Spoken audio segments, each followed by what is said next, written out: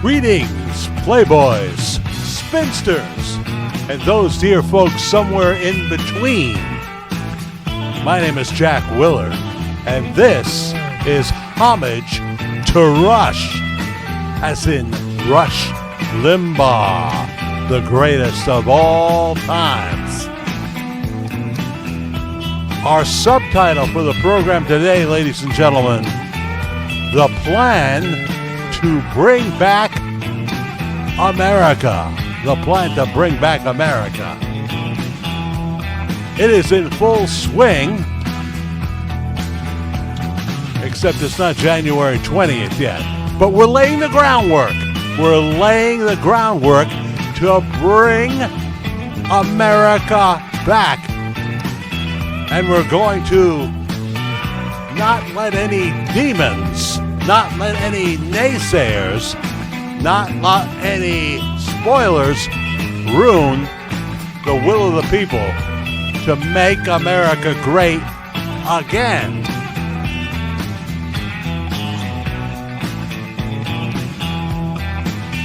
Well, here we are. I'm doing this on a Monday. Monday. It is Veterans Day 2024. The day we remember veterans living and deceased.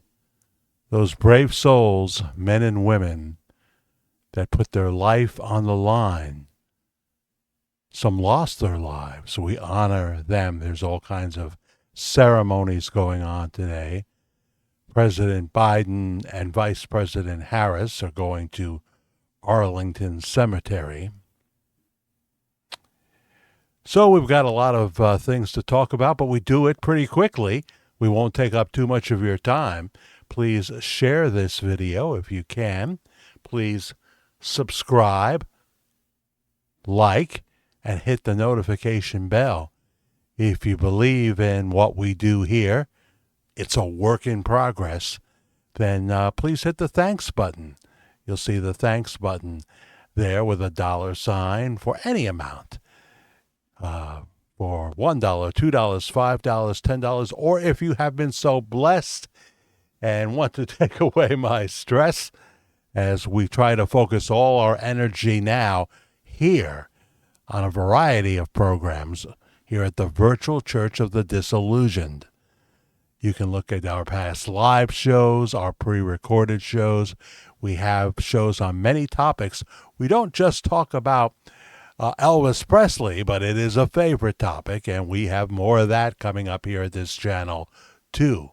But here we talk about politics and other things. We talk about the needs of the people and what have you. Because there's all kinds of needs. My goodness, there's still so many people recovering in North Carolina from the effects of the hurricane. And, of course, in the state of Florida. It'll take a long time. And God bless Franklin Graham and Samaritan's Purse and the Red Cross working with these people. But we were told that, there's just not, Mayorkas says there's just not enough money to fund FEMA because we've given over $175 billion to the Ukraine. Now, first things first, President Trump made a couple of announcements on Truth Social over the weekend, which he holds the majority of stock in, and more people are joining. They have commercials now. Join Truth Social. And in fairness, I have a little bit of stock in it, but it's not much. It's not much. But a lot of people are joining that platform. And President Trump announced over the weekend that former Secretary of State Mike Pompeo and former Ambassador Nikki Haley will not be joining his new administration. He says, I very much enjoyed working with them previously. Well, even in her endorsement, which came kind of late, Nikki Haley said, well, Donald Trump is not perfect, but, he's sure a lot better than Kamala Harris, and gave all the reasons why. That kind of lukewarm endorsement.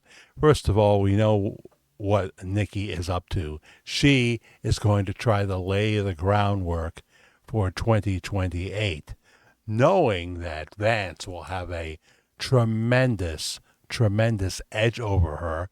And then there's Governor DeSantis, and there are other people as well. I am surprised that in this past, and I didn't see all the political ads that ran in various parts of the country, what runs here in the state of New York is often different than what you would see in a hot battleground state.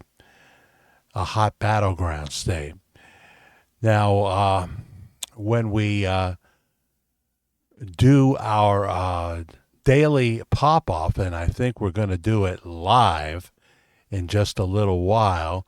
Remember, I'm doing this on a Monday morning, Veterans Day. If you're watching the replay, hello, replay crowd. You can enjoy it anytime you want. And if you don't see the thanks button in your video yet, just go to another recent video and you can hit it there. And it would be tremendously appreciated. But we know with Nikki Haley, she said some terrible things when she was running. She was persistent. She would not drop out. And I was saying this woman is creating future sound bites for the Democrats. Or as my friend Tommy always said, he said two things, the Democrats and Obama. I never heard him say Obama. It was always Obama. I call them progressives because that's what it is now. It's a war between progressives and Republicans. The Democrats that remain, have kind of been neutered. They've been fixed.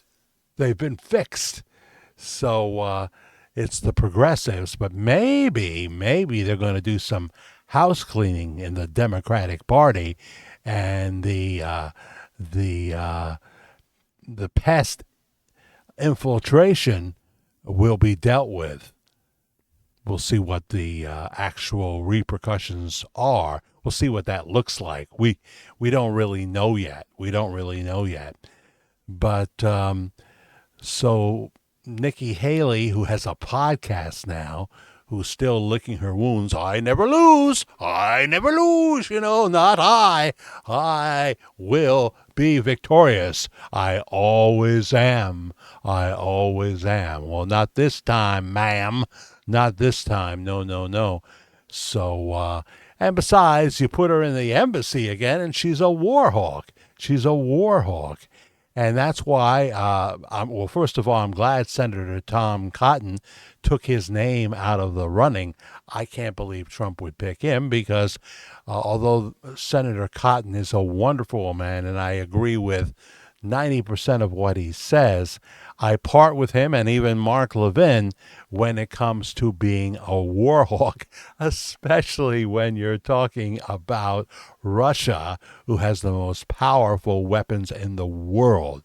I think I've told you when I was a peace officer for the city of New York for 19 years, during the scope of that time, I took a class. We all had to take it, verbal judo. And there we learned that our mouth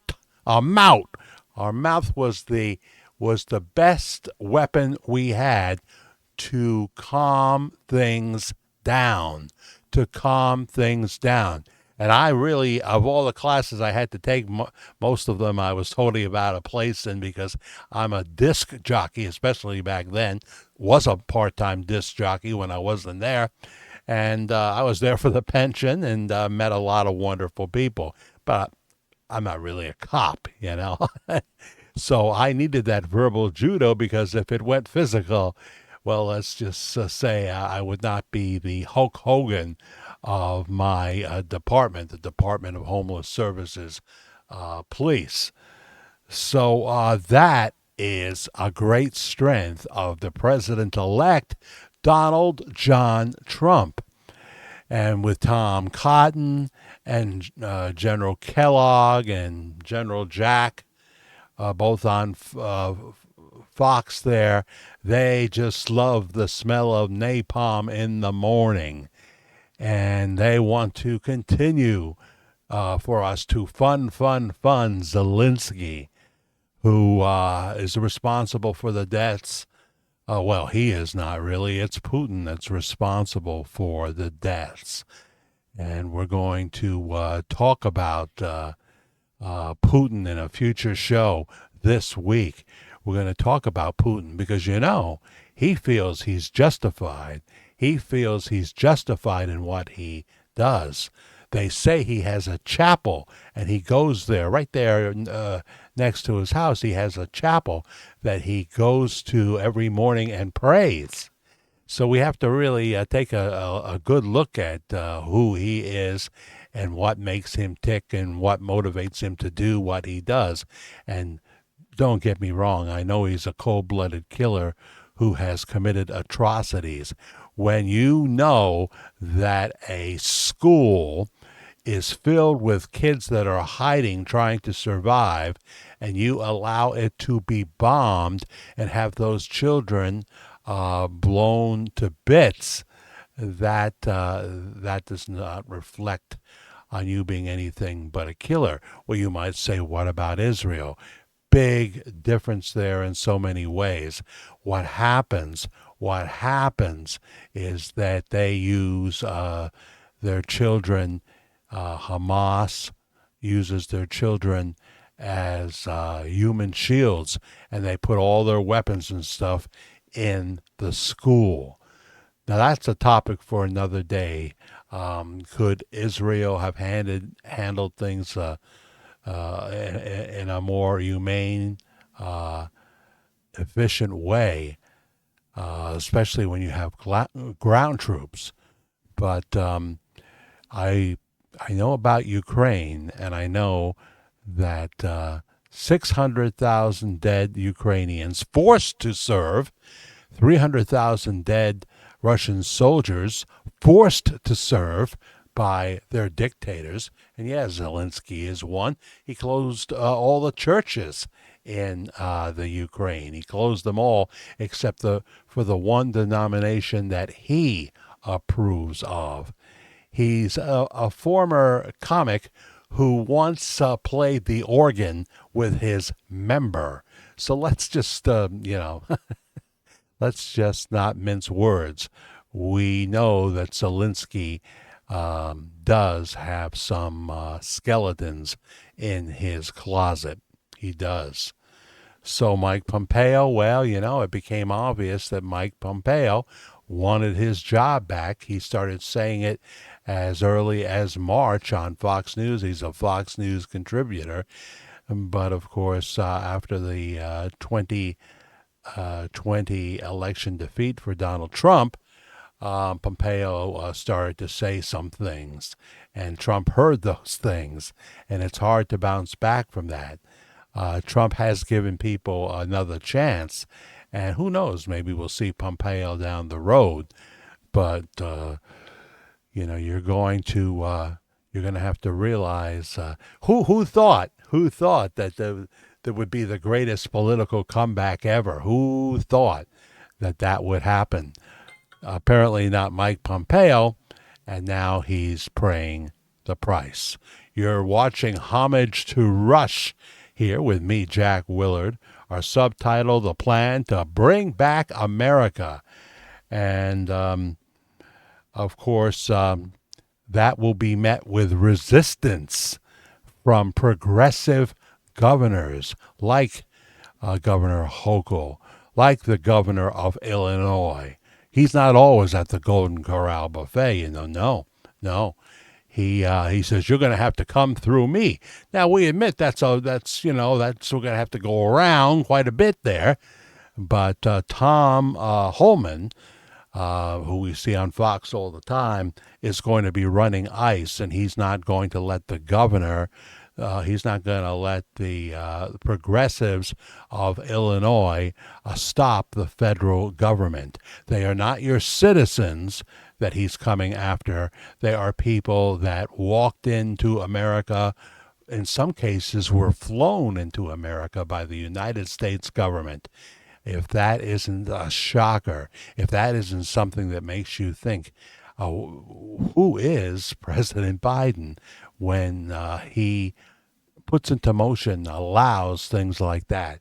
You can't fathom it. You can't fathom it when we have cities like right there in Illinois, Springfield, Illinois, that were overrun, but it's everywhere. Far more than $1 billion in New York. They finally, over the weekend, well, this is how it happened. Mayor Adams, who's got his own problems in New York City, had a phone call from President Trump. I don't know who initiated it, probably President Trump. And right after that phone call, he stopped issuing the debit cards for a couple of $1,000s a month. The program so far has cost New York City over $36 million. $36 million. And they found ways to use those credit cards for things other than, Snapple and, something that they would enjoy eating. So that's over, and it's back to box lunches and dinners and what have you. They're not going to like that. They weren't happy when they were getting Arby's in the beginning there, and Wendy's. That wasn't good. They find it thrown away. So Tom Holman was asked on the news over the weekend, is there any way that you could deport a family and not separate the mother and the father? And he said, sure, they all go together. President Trump is clear.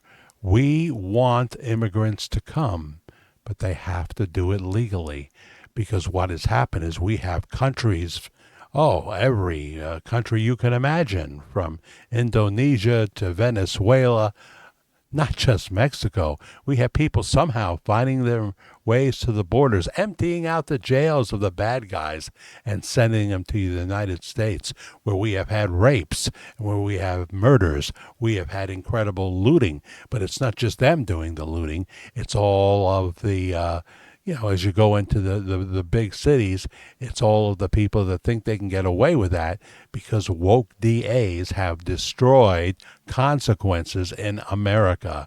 There's so much to talk about here on Homage to Rush. We can't get to it all in one show, so we end up in the early shows here giving you kind of an outline, of things that we have to do a deep dive into. But we're never going to go past 30 minutes. I really should have looked at the clock when I started. I have an idea, but most shows will be 30 minutes or under. By the way, if you are watching me Monday during the day here, Veterans Day, Pete Hedzik is going to have a special on Fox Nation at 7 p.m. talking about modern warriors, honoring the veterans.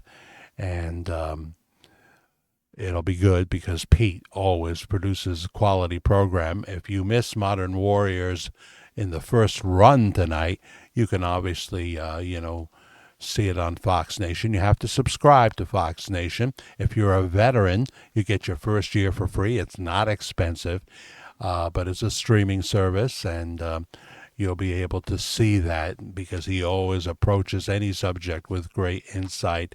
He's a proud veteran himself, and that ought to be great. Now, I'm not up at this hour sometimes, to be honest with you, so when I started to feel that I had gotten enough rest, and I know that there's so much going on here at the Virtual Church of the Disillusioned now, we have stepped up our game, and there's so many things I want to share with you. I will give you a little taste of that, but we're going to do our morning or daily pop-off after I do this, and we're going to do it live. Which will surprise a lot of people. We'll get some new people, perhaps. I don't know how many we'll get because we don't come on at my time right now. It is 9:41 a.m. This is not my time, but I love when I can do it to come on and say good morning, good morning. Now, if it's Australia, it's already the afternoon time or whatever. But welcome, welcome, welcome. It's so nice to have you here. It's so nice we're having this time together. So please subscribe, like, and share, and hit the thanks button if you can. For my Patriots that would watch this one that are so excited. We had peace on Tuesday night. It took us late into the evening. Before that, I was out there in the yard praying to God that this would happen, reminding God that these people... these progressives mock you on a daily basis, and your word says you will not be mocked. So God's fingerprints were all over the election that they can't accept. But of course, another one who can't accept it in particular is the woman they pay $32 million a year for to often just do one show a week. One show a week. So let's listen to, I'm sorry to do this to you, but, you know, there's an old saying, keep your friends close and your enemies closer. So we have to know what these people are up to and what their feelings are, because they're going to try to come against the clear mandate of the people. They're going to try to come against it, you know. Joe Biden sat there at a desk right after he had won election, and everyone was saying, you know, when there's an election, there's consequences. That's what they were saying to the Republicans. And he sat there with a bunch of pens, and in 15, 20 minutes, he signed executive orders that set America spiraling down a cliff, taking away all the safeguards that President Trump had put in place. But they were just fine with that. They didn't question anything. However, when you turn the tables and it's the Republicans wanting to follow the mandate of the people, oh, they want to fight tooth and nail. They want to fight tooth and nail. So let's listen to Miss Maddow, who actually thinks she's making sense. Let's listen. It's more than a little interesting.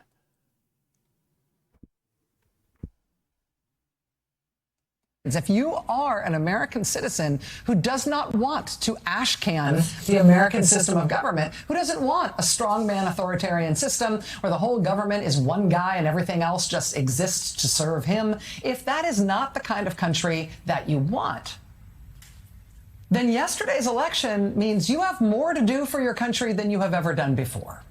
Because now is when the rubber really hits the road, right? We don't just flip a switch and the American system of government is gone. Democracy is gone. It doesn't work like that. I mean, not to be boring here for a second, but just getting very real.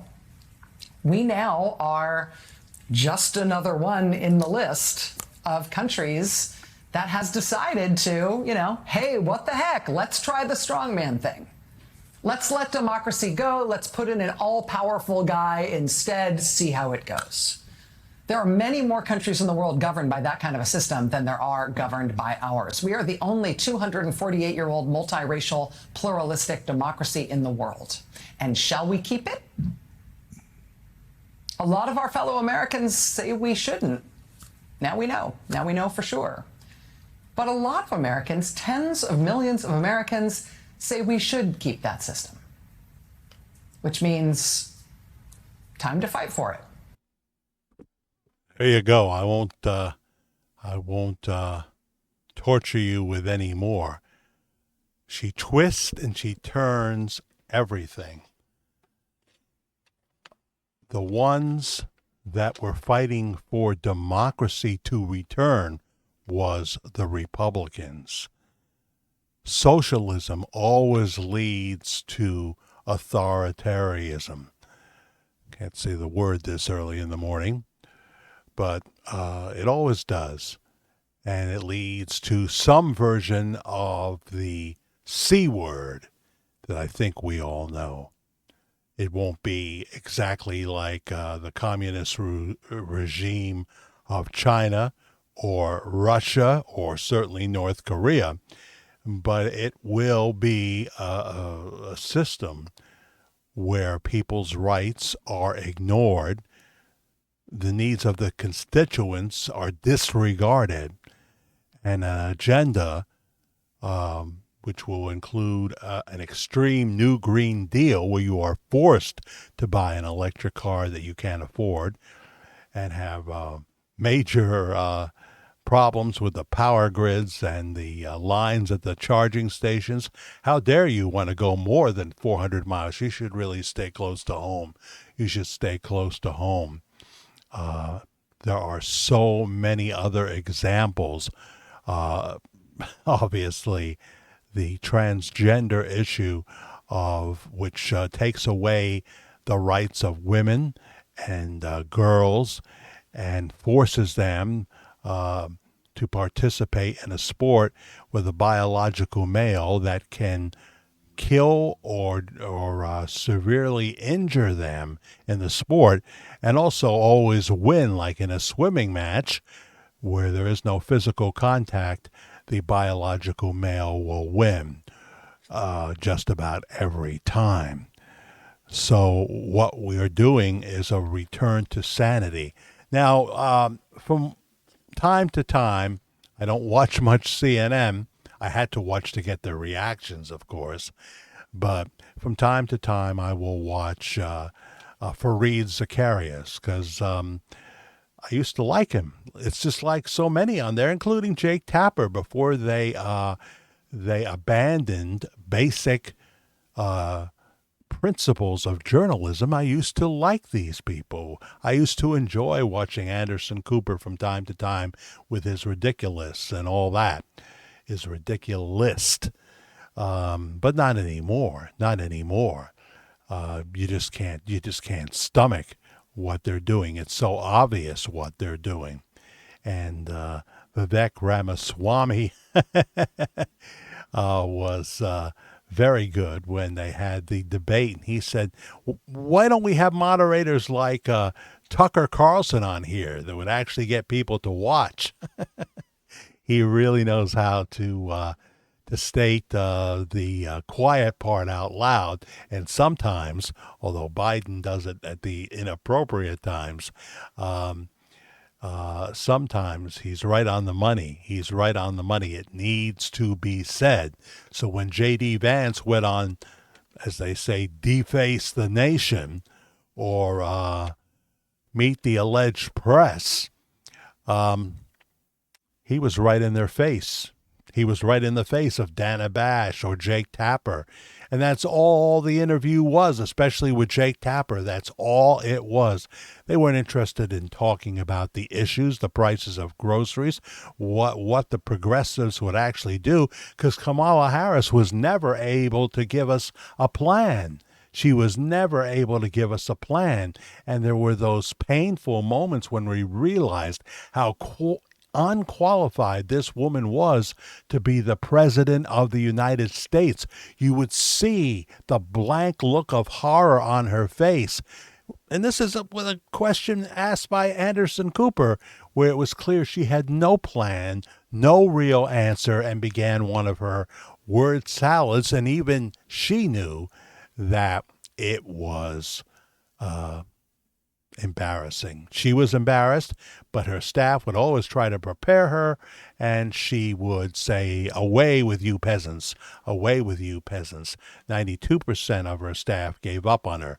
92% of her staff quit or were fired. But Fareed Zacharias said, I believe, on his show yesterday, Democrats, if you want to use that term, totally missed how people felt about illegal immigration, what it was doing to America. They totally missed the priorities of the working class people. And they talked a bunch of gibberish and hoped that enough people were so stupid they would vote in a woman that was no more qualified to run the country than she was to do brain surgery. And just to solidify their reputations as worthless, people like President Barack Obama and Bill Clinton got out there and tried to pretend that they were excited about Kamala, where if we could listen to the words behind closed doors, including from Michelle Obama, I have a feeling we would see another startling example of what hypocrites they really are. I don't think Obama's got any more of this left in him. I think he's diminished his ability to be a speaker now. How are you going to say that as the country starts to come back, how are you going to say that it was such a horrible thing to elect Donald Trump? Now, that doesn't mean everything that the president promised he will immediately be able to enact. You know, he's got a very full plate because President Biden, as he sat there right in the beginning with those pens and his executive orders, all the things he did willy-nilly, and they just smiled and said, "Oh, it's a great day for the progressives in America." Now, as President Trump tries to do them, they will cry bloody murder. But we will have a president who's not afraid to talk to the press.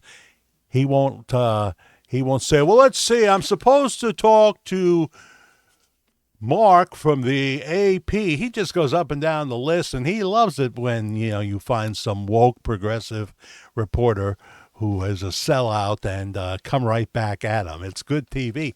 He goes on too long sometimes. It's like an hour or something like that. But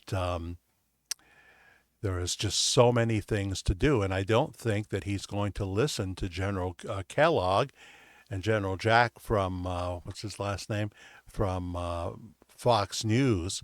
I have tremendous respect for them, but I disagree.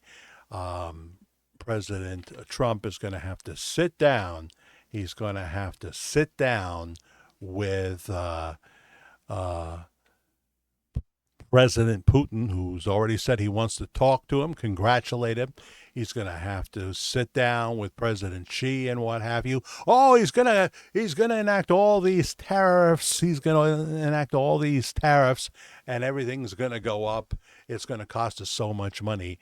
As the country has been nosediving financially, the price of milk has gone up, what, a third or more? The price of butter, a third or more. Everything is more expensive, and we are getting screwed. Gas is going to come down because it's drill, baby, drill. No, he's not going to be a dictator. He wasn't in his first 4 years, and he's not going to be now.